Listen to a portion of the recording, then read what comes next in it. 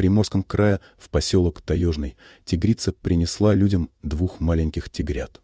Местные мужчины поняли, что, видимо, у тигрицы нет молока, чтобы кормить малышей, и она оставила их на попечение людей.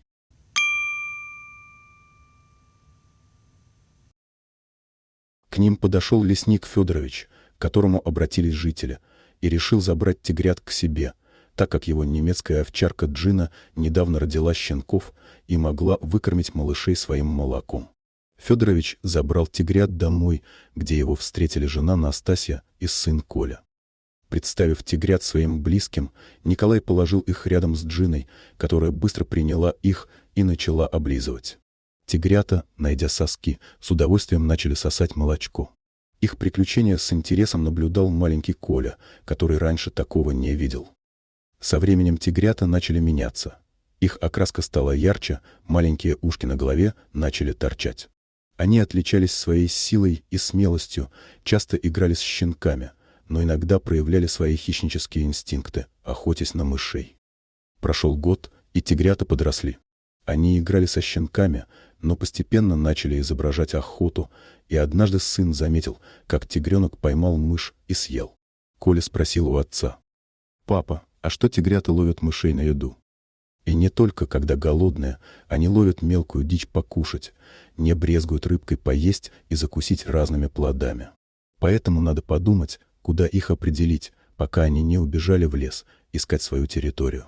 Не забывай, что это звери. «Так тигрята наших поросят курс едят», — сказал сын. «Верно, сынок, поэтому буду договариваться, чтобы их поместили в заповедник, так как они уже повзрослели. А держать их в неволе мне не хочется», — ответил отец.